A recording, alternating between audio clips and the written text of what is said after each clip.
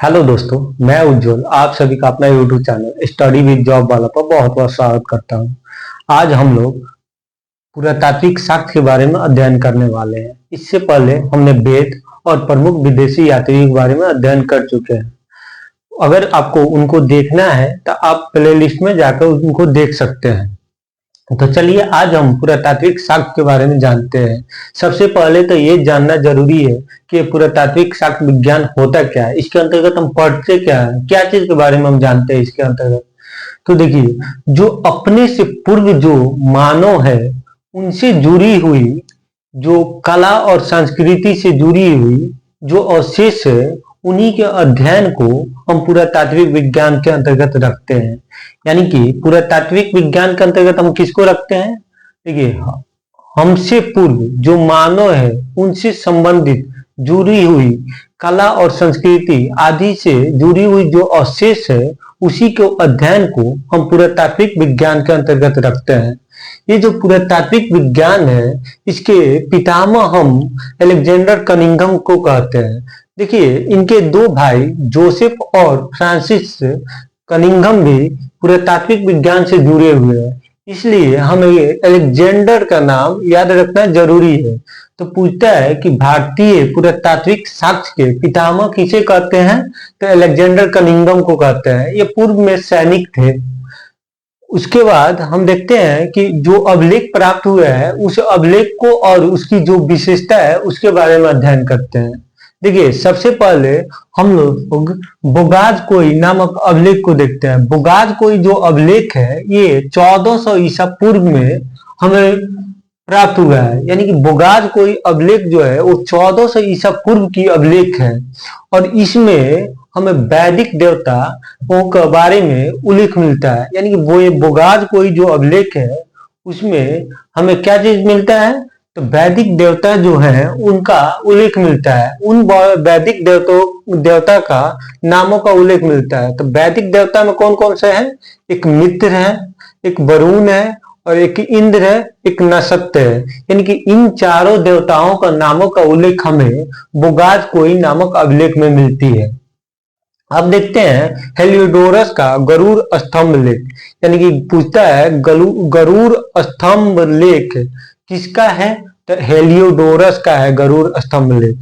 और गरुड़ स्तंभ लेख की जो विशेषता है वो है भागवत धर्म का उल्लेख। यानी कि सर्वप्रथम भागवत धर्म का उल्लेख हमें किस अभिलेख में मिलता है? तो गरुड़ स्तंभ लेख में हमें भागवत धर्म का सर्वप्रथम उल्लेख मिलता है। उसके बाद हम लोग सौगौरा अभिलेख को देखते हैं। सौगौरा अभिलेख एक ऐसा अभिलेख है जिसमें हमें संकट काल में जो खाद्यान्न संग्रह होता है उसके बारे में जानकारी मिलता है और दुर्भिक्ष के बारे में जानकारी मिलता है। यानी कि वर्तमान समय में जो बफर स्टॉक होता है कुछ उसी तरह का दृश्य हमें प्राचीन काल में भी देखने को मिलता था। कौन सा अभिलेख में इसका उल्लेख किया गया है? तो सौगौरा अभिलेख में इसका उल्लेख किया गया है। यानी कि संकट काल में जो भोजन का संग्रह था उसके बारे में उल्लेख हमें किस अभिलेख में मिलता है? सौगौरा अभिलेख में मिलता है। और दुर्भिक्ष का भी उल्लेख हमें सौगौरा अभिलेख में मिलता है। देखिए, एकमात्र ऐसा वंश है जिसका इतिहास पूरा का पूरा इतिहास जो है वो अभिलेखों के आधार पर ही लिखा गया है। वो कौन सा वंश है? तो वो वंश सातवाहन वंश है। सातवाहन वंश के संस्थापक कौन है? सिमुक है। यानी कि पूछता है कि कौन ऐसा वंश है जिसके पूरे के पूरे इतिहास जो है वो अभिलेखों के आधार पर ही लिखी गई है? तो वो वंश सातवाहन वंश है। अब देखते हैं अगला मंदसौर अभिलेख। मंदसौर अभिलेख में हमें रेशम बुनकरों के बारे में जानकारी मिलती है। यानी कि मंदसौर अभिलेख से हमें किसके बारे में जानकारी मिलती है? रेशम बुनकरों के बारे में हमें जानकारी मिलती है मंदसौर अभिलेख में। अब देखिए, एक जम्मू कश्मीर में बुर्ज होम नामक जगह है, वहां से हमें गर्तावास मिला हुआ है। यानी कि जमीन का अंदर जो घर का प्रमाण मिला हुआ है। यानी कि किस जगह से हमें जमीन का अंदर घर का प्रमाण मिला हुआ है? तो वो है जम्मू कश्मीर का बुर्ज होम से हमें गर्तावास का साक्ष्य प्राप्त हुआ है। ये गर्तावास किस समय का है? नवपाषाण कालीन है। यानी कि गर्तावास किस काल से संबंधित है? नवपाषाण काल से संबंधित है। प्राचीन काल में जो सिक्का था उसे किस नाम से जानते थे? प्राचीनतम जो सिक्का था उसे किस नाम से जानते थे? आहत के नाम से। प्राचीनतम सिक्कों को हम आहत के नाम से जानते थे। लेकिन पूछेगा कि प्राचीनतम सिक्कों को साहित्य में किस नाम से जानते हैं? तो कांसा पर्णम के नाम से जानते हैं। साहित्य में कांसा पर्णम, और ऐसे नॉर्मली पूछेगा प्राचीनतम सिक्कों को किस नाम से जानते हैं? तो आहत सिक्के के नाम से हम लोग जानते हैं प्राचीनतम सिक्के का। सिक्कों पर लेख लिखवाने का शुरुआत किस शासक ने किया? तो सिक्कों पर जो लेख लिखवाने के प्रारंभ है वो यौन शासकों द्वारा किया गया। यानी कि सिक्कों पर लेख लिखवाने का शुरुआत यौन शासकों द्वारा किया गया। अब चलिए हम लोग एक एक करके सभी अभिलेख और उन अभिलेखों से जुड़े हुए जो शासक है उनके बारे में जानते हैं। सबसे पहले तो हम अभिलेख के बारे में जान लें। अभिलेख के अध्ययन को हम क्या कहते हैं? एपिग्राफी कहते हैं। अभिलेख के अध्ययन को हम एपिग्राफी कहते हैं। अभिलेखों में हम देखेंगे, इस साइड आपको अभिलेख दिख रहा होगा, इधर शासक का नाम दिख रहा होगा। तो अभिलेखों में हमें सबसे पहले हाथी गुम्फा अभिलेख मिलता है। जो हाथी गुम्फा अभिलेख है ये एकमात्र ऐसा अभिलेख है जो तिथि रहित अभिलेख है। तिथि रहित का मतलब हो गया यानी कि इसमें तिथि नहीं दिया हुआ है। ये जो हाथी गुम्फा अभिलेख है ये कलिंग के राजा खारवेल से जुड़े हुए है। कलिंग के बारे में आप लोग तो नाम सुने ही होंगे। अशोक के काल में अशोक जो था अपने शासन का 8वें वर्ष 261 ईसा पूर्व में उसने कलिंग पर ही आक्रमण किया हुआ था और वहीं से वो अपने व्यक्तित्व में बहुत ज्यादा बदलाव लाया।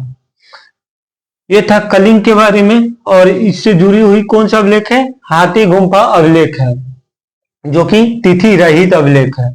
उसके बाद देखते हैं जूनागढ़ अभिलेख। जूनागढ़ अभिलेख देखिए, जूनागढ़ 2 अभिलेख मिलता है। जूनागढ़ का 2 अभिलेख मिलता है तो उसमें दिया रहेगा गिरनार का जूनागढ़ अभिलेख। तब क्या किस नाम से जानेंगे? रुद्रदामन। यानी कि जब पूछेगा गिरनार का जूनागढ़ अभिलेख किस शासक से संबंधित है तो रुद्रदामन से संबंधित है गिरनार का जूनागढ़ अभिलेख। अब देखते हैं नासिक अभिलेख। नासिक अभिलेख किस शासक से संबंधित है? गौतमी बलसिरी से संबंधित है। नासिक जो अभिलेख है वो गौतमी बलसिरी से संबंधित है। वहीं प्रयाग स्तंभ जो है वो समुद्रगुप्त से संबंधित है। समुद्रगुप्त को ही हम भारत के नेपोलियन के नाम से जानते हैं। उसके बाद देखते हैं भीतरी एवं जूनागढ़ अभिलेख। देखिए यहाँ पर भी जूनागढ़ मिला था लेकिन इसी में लिखा हुआ है गिरनार का जूनागढ़ अभिलेख, तो वो किससे संबंधित है? रुद्रदामन से। लेकिन यहाँ पर नॉर्मली जूनागढ़ जब देगा तो स्कंदगुप्त से संबंधित है। यानी कि भीतरी अभिलेख और जूनागढ़ अभिलेख दोनों किस शासक से संबंधित है? स्कंदगुप्त से संबंधित है। उसके बाद हम मंदस्वर अभिलेख को देखते हैं। मंदस्वर अभिलेख जो है वो मालवा नरेश यशोवर्मन से जुड़ी हुई है। किस शासक से जुड़ी हुई है? मालवा का नरेश यशोवर्मन से संबंधित है मंदस्वर अभिलेख। यही मंदस्वर अभिलेख था जिसमें हमें रेशम बुनकरों के बारे में जानकारी मिलती है।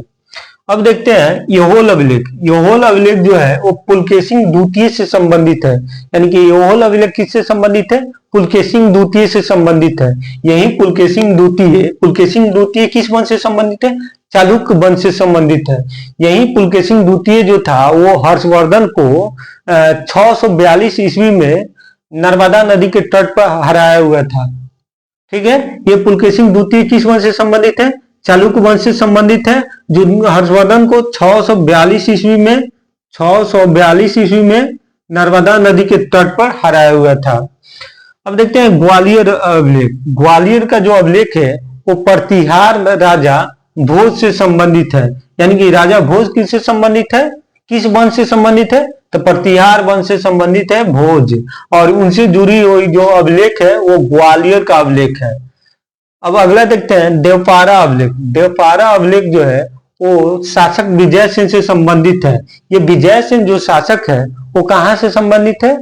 बंगाल से संबंधित है। और इससे जुड़ी हुई अभिलेख कौन सी है? देवपारा अभिलेख है। एक जो है रोमन सिक्का अपने भारत में पुडुचेरी के निकट एक जगह है आर्किमेडू, वहीं से रोमन सिक्का प्राप्त हुआ है। देखिए भारत में जो है ना 3 तरीका का मंदिर शैली प्राप्त होता है हमें। एक होता है नागर, नागर, दूसरा बेसर और एक होता है द्रविड़। नागर, बेसर और द्रविड़ 3 शैली जो है मंदिरों का देखने को मिलता है। यानी कि मंदिर निर्माण का हमें कितने शैली प्राप्त होते हैं? 3 शैली, नागर, बेसर और द्रविड़। जो नागर शैली है वो उत्तर भारत में देखने को मिलता है, जो बेसर शैली है वो मध्य भारत में देखने को मिलता है, और जो द्रविड़ शैली है वो दक्षिण भारत में देखने को मिलता है। तो इस तरह हमने पुरातात्विक साक्ष्यों के बारे में आज अध्ययन किया। इसी तरह का फिर से आपको नेक्स्ट टॉपिक